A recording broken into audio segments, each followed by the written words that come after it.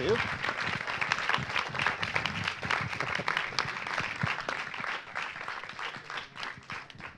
This is such a lovely movie. How did you get involved with it? I know you're friends with Zoe Kazan and Paul Dano, who wrote it, and Paul directed it. Was that the initial connection for you? Yeah, so Zoe and I did The Seagull on Broadway together 10 years ago this autumn. And so we'd known each other since then, and I'd known Paul since then. And Zoe's written a lot of plays and screenplays, as you probably know. And I'd always said to her, you've got to write something that I can be in, 'cause I need a job. And she sort of finally did. But I had no idea about any of it. And then Paul rang me up and said, I'm going to send you a script that we've written together and I'm going to direct it. So just read it and see what you think. And I read it and called him straight back and was so excited. So that's sort of how it came together. Yeah. And it's Paul's first film as a director. I mean, it's an incredibly impressive piece of work. How would you describe his style? I mean, he's obviously an actor. Would you say he's an actor's director, or? Yeah, it was so strange. I sort of knew that he would make a really good film because I think, anyone's seen his work. He just makes great choices and he's got such integrity and he's always really honest. So I imagined he would mirror that in whatever film he made. So I felt in a very safe pair of hands the whole way through. And it was really lovely just being a small company of actors. I mean, it was really me and Jake and Bill and Ed for the whole film. And he has such understanding of acting. Obviously, he's so brilliant at it. And he created a really lovely set. So it was all just Paul's a very calm, easy, lovely guy. So the set was like calm and easy and lovely, which is great. Was Zoe on the set much, or was she? No, sadly, Zoe, so, independent film financing came together sort of 6 weeks notice. And by that point, she was committed to do a play in New York. So she was here. So she was seeing dailies and contributing on it.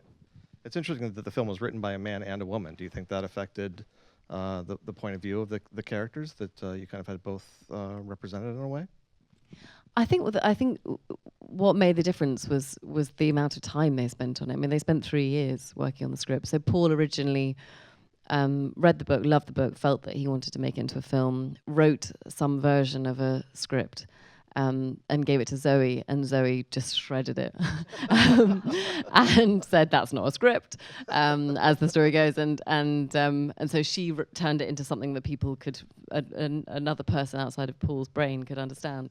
And then they sort of passed it between them over the years. And I think, there were both voices, but I think it's also just the effort and the thoughtfulness and the time that they spent really working on it. And, so that the characters really felt fully fleshed out in the draft I read. Did you go back and read Richard Ford's book to prepare, or was that not relevant? I read the book, yeah. And there were really useful details that were helpful sometimes. But Richard Ford was amazing. When Paul, they optioned the book, and then they talked a bit, and I think Richard Ford very kindly just said, my book is my book and your picture is your picture, so go and make your film. So gave him a huge amount of freedom just to make the film that he wanted to. And actually, it's very faithful to the book, but there are amazing things that Paul invented that are, so the photo studio job that Joe has is one line in the book. It says, Joe got a job in a photo studio. But when Paul imagined the last frame of the film of us sitting for the photo, that was when he knew that he was going to make the film. So that whole narrative became such a big part of the film, and that was all just something that he kind of came up with. And what was the atmosphere like on the set? I mean, you were shooting it in this beautiful, lonely place. I mean, how much did it help to actually be in that environment? So we actually only got a week in Montana. So we shot all our exteriors in the first week, and then we went to Oklahoma. And it was lovely. I mean, I like being away on it feels like holiday camp when you get to go to some town you've never been to. And, I took my family and we set up in a little bungalow, and there was a Walmart, and, I mean, and I had at the time a 14-month-old daughter, and, Walmart was very cool. It was great. It was lovely. And, we all lived within a sort of walkable distance from one another, which was great. Yours is such a complicated character, and we learned some things about her in the film. We learned a little bit about her relationship with her father and her early relationship with her husband. But, I mean, how much did you kind of construct a biography of her to explain kind of the psychological state that she was in when we meet her?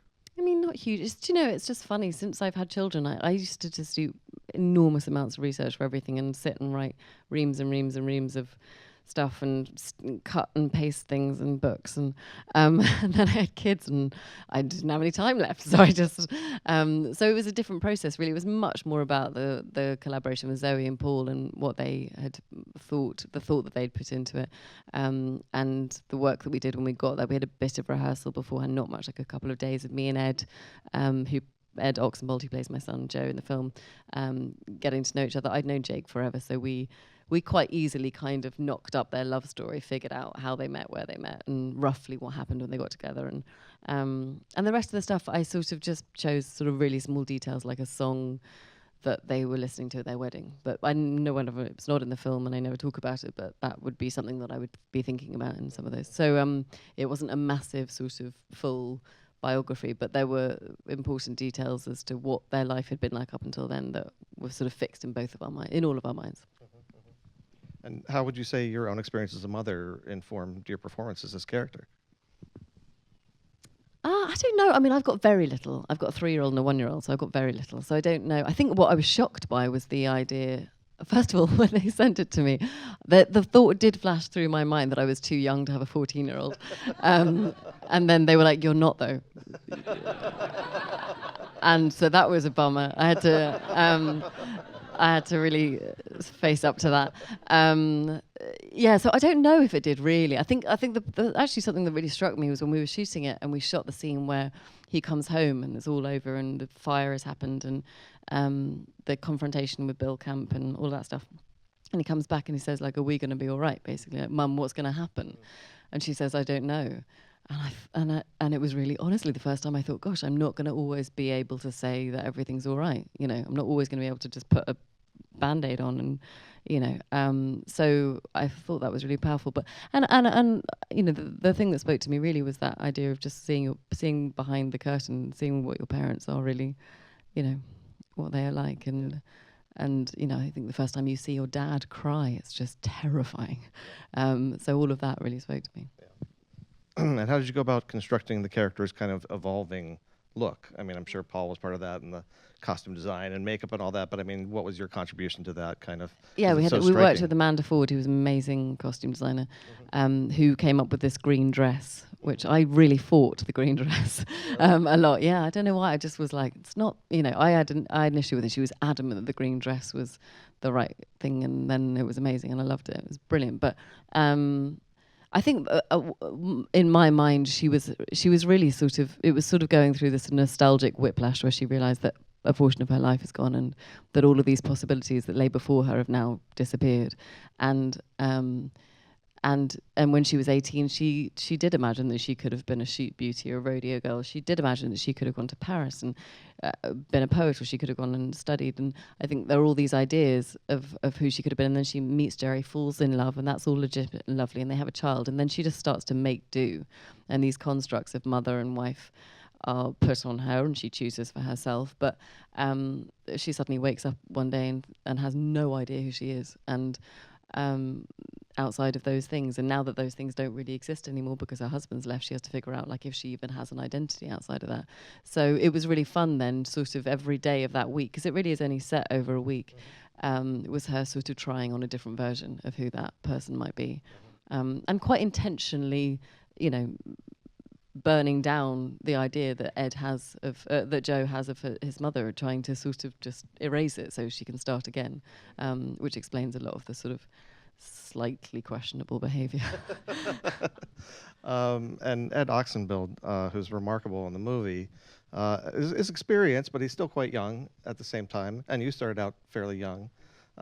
Did you take on any kind of a, I won't say maternal, but, you know, advisory role to him, or? No, I don't think so. I mean, he was such a pro. Like, I've worked with kids before. This wasn't like, he was 14, turning 15, I think, when we filmed it. But he didn't feel like, he just felt like acting with another actor. So he didn't have a huge amount of experience, but he was experienced. He'd made a film before. So no, it was really just, he was just wonderful to work with, and it felt like just an equal part of the team. There was no sort of divide between grown-ups and kids in that sense, because he was basically an adult and had worked enough and knew how to conduct himself on set and all of that stuff. And he's Australian, correct? Yeah. And you're British. and I'm British. Did you police each other on your accents, or is it just second nature for you to do an American accent? No, now? God, it's not second nature at all. No, it's a nightmare. No, I worked again very luckily with Tim Monick, who I've worked with on pretty much everything since Gatsby, and did a lot of prep, and probably the most work pre-filming was in just the accent. And Ed just could do it annoyingly well with no, so I didn't have a leg. He was just great, just without any work at all. So, I mean, what would you say the biggest difference is for you making films in the US versus the UK? Craft services. Are they better here? Or? Oh my God, we don't have it. We literally don't have it. Really? No, it's like you're lucky if you get a jammy dodger. Like we don't get it in England. Yeah. It's a real bummer. So America, they always have like sandwiches and treats and things. Honestly, I can't. That's a great answer. No, well, in independent film, it's much of a muchness. It's yeah. It is what it is. Either, but you're working quick and but the food is better here. Yeah. And I mean, you've done a fair share of period pieces in your career. Is that something that you seek out, or do they seek you out now? No, I don't. Honestly, I wanted to be in a film that's set in space. There's no plan to it. It just happens to be those are the best parts that come along, and So I'm very aware of it, but it would also mean turning down really great opportunities for the sake of not doing something period. But it's also easy to sort of, I mean, I would class period as sort of Far From the Madding Crowd, proper corset world. Right. But Never Let Me Go was sort of kind of period. It was sort of you couldn't really. I mean, it was kind of 80s-ish, 90s-ish. You couldn't really tell. But going back, that's probably the most contemporary thing I've done in a while, apart from Shame. But yeah, the rest of it is they're just great parts, and there are great parts in classic literature, and people really knew how to write women then. That's why they're so successful, and they are retold. Yes. So when did you know that you wanted to be an actor? I read that it had something to do with Kenneth Branagh. Everything has to do with Kenneth Branagh.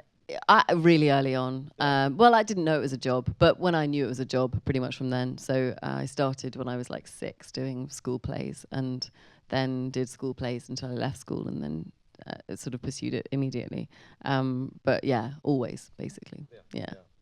And your parents, I read, were not necessarily totally on board with this plan. I mean, they were not involved in the business. No. And quite rightly, they were just worried because it's so hard. And I had a bunch of mates and who wanted to do it, and and went to drama school, went to RADA, and it still didn't work out. You have to have that crazy twist of fate, and they were looking for a backup in case it didn't happen. It was totally sensible and the right thing to do, and I should have done that. I mean, I should have had something else I could do in case it all didn't work out. And Zoe can write, and Paul can now apparently direct films, and so it was more. It was not that they adamantly didn't want me to do it; they just wanted me to have something to fall back on. Right. And at what point did they realize, okay, this is going to work out? Oh, when I was in Doctor Who, I don't know. Like it took a while. It's precarious, But yeah, no, they're incredibly supportive. Yeah. So who were your role models as actors when you were coming up? Daniel Day-Lewis.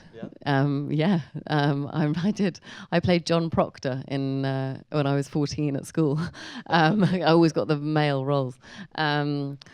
Gosh, I mean, so many people.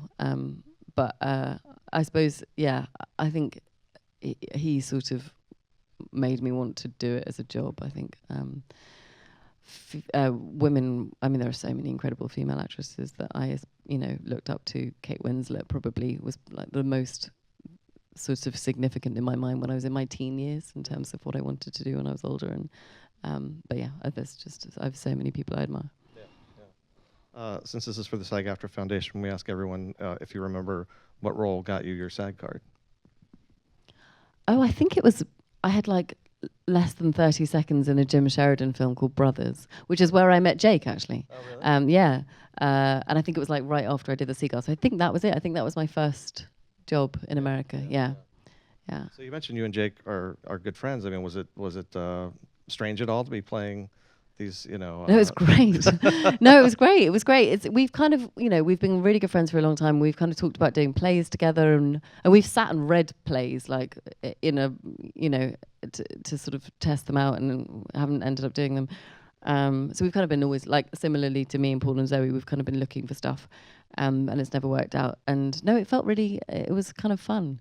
And mainly we're shouting at each other, so it's not like, it wasn't like romantic. It was just a lot of screaming, which was really fun. And he's so exciting to work with, and nothing is ever the same twice. And he's really challenging, So when you've got like you've got an amazing actor, it's kind of scary and exciting and great. And yeah. And you've had some experience with award season from an education and Mudbound as well last year. How have you found that process? I mean, it seems like you might be going through it again soon.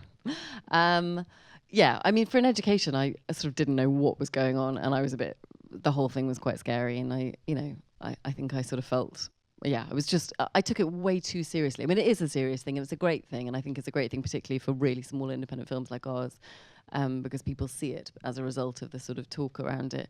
But I took it much, much too seriously, and I didn't really enjoy it until quite close to the end, which was a shame. I wish I could have gone back and just been sort of, a little bit more lighthearted about the whole thing. Yeah. And another question we ask everyone here, what's the best piece of advice that you've gotten from another actor that you can pass along to the actors here? Peter Sarsgaard. It's not really advice, but I worked with Peter Sarsgaard a couple of times, once in education, then we did The Seagull on Broadway with Zoe. And when I'd get really stuck in my own head and get really anxious and be nervous about going out on stage, he'd just lean over and go, "I give you the power of Zeus." And then, and like, just sort of do that into my, and I'd go like, and then, but that's not advice. But it was really helpful. That's great. Yeah. That's great. So what's next for you? I hear you're doing a TV miniseries of sorts, or? No, I did that. You did that already? I did that. Yeah. I don't know. Yeah. I did a play here that finished in the end of July. It was a monologue, and that was tiring and really lovely and great, and I loved it. And now I'm just sort of hanging out for a bit. Yeah. You've continued to do stage work through your whole career. Why is it important to you to keep doing that? It's not kind of it's just sort of, I really miss it. It's funny, I never really imagined I'd be a film actress. I wanted to be a musical theatre actress, but I can't sing well enough, and I can't dance at all. At all. I thought you danced pretty well in this film. My drunk cha-cha dancing. It's so lucky I could be drunk in that scene, because if you'd had to do that properly, it would have been awful. So I wanted to, and then I sort of wanted to be on stage, and then film was, something that happened, and now I love it, and I love making films. But I don't miss making films really. I miss the crew. I miss the whole kind of communal. I love that side of it, and I love making a big bit of art with a bunch of people, and I love that. But when I go and see a play, and I haven't been in a play in a while, I sit in the audience and sort of just will myself onto the step, and I sort of love that feeling. So it's more just that after a certain point, I sort of really, really miss it, and then the kind of great thing will come along. And this was the play I did at the beginning of the year was this incredible 90-minute piece by Dennis Kelly that we did at the Royal Court in February, and I'd never really wanted to do a one-woman show, or it wasn't a one-woman show. Sounds like I was juggling, but I wasn't. But it was just, it was like a tightrope walk, and I thought, like, that's the coolest, scariest thing, and it was really fun to do. But probably won't do. I have a 3-year-old and a 1-year-old. I think missing bath time every night for 5 weeks is sort of depressing after a while. So it'll be a while before I do another play. But it'll be, when I come back, it'll be because I'll just really miss it. Yeah. Do you feel like you stretch different muscles when you're working on stage versus film and television? Yeah, I do. I kind of always wish that I could go straight into a film after I finish a play, because I always feel like I get to the end of a run and go like, oh, I know how to act now, and then I have like a massive break, and then I do a film and walk on set and have no idea how to act, and I can't, and I had it on Wildlife. The first day that we shot was that diner scene up in the thing. And I remember just like calling Paul over and being like, Paul, I can't remember how to act. I don't know how to act. And, so it's the first day. And if you did it all in one go, you'd feel like worked and muscled enough to do it. But it never kind of works out like that. Mm-hmm. And aside from a film set in space, are there any other types of projects that you want to do that you haven't got a chance to do, or? I don't know. I mean, I think no. I just, I suppose, I would like. I mean, I would like to maybe sort of do something contemporary, and I've done tons of quite dramatic stuff. So I don't know. I don't have like an idea in my head. I just kind of know what I don't want to do. Yeah. So and that's sort of anything that I've kind of done already. But yeah, the stakes have changed a bit because I have a family and like it's just a different thing now. But I want to have experiences like on wildlife, you know, working with mates and it was just so easy and lovely and I think that's, you know, that's something to aspire to, getting to work with really nice people, you know. And I've worked with the nicest people. I've had such great experiences, but that was sort of really special because we have all been friends since we were 22, and to get to work, you know, we opened at the New York Film Festival last night and me and Jake and Paul and Zoe were standing there, you know, our lives totally different than they were 10 years ago, and just thinking, God, we're so lucky and this is mad. So no, I'm just sort of take a minute and figure it out. Yeah. Had you worked with Bill Camp before? He's such a wonderful No, actor. but I love him so much, and we had such a great time. But I'd never worked. I sort of admired him from afar, but never worked with him. Yeah. He has such a great voice, and it seemed to me that beyond just the accent, it seemed like you changed your voice for this role. I mean, you kind of took it to a different register. Was that? Why did you feel like that was something you wanted to do with this character? I don't know. I think maybe some of that happens a bit more when Jerry leaves. And she's sort of in her sort of smoky, honest moment where she starts nailing cigarettes. And I don't know. I'm not totally consciously. Really? No, I don't know. Did I? I don't know if I did. My voice was different in some way, but I guess it might just be. But also, when you Tim Monaco like gives you a bunch of recordings of real women, and you sort of go like, oh, I'm going to do her, and so maybe I was copying her a little bit, probably. Was it a particular regional dialect that you were going for? I mean, was it? Yes. Yeah. I don't remember where, but it was from somewhere really specific. Right. Yeah, that Tim and I decided was the most likely place that she would have been. Right. Yeah, I can't remember. Somewhere. Well, you did a wonderful job. Thanks. Thank you so much for joining us. Thank you for having Carey me. Mulligan. That was lovely. Thank you so much.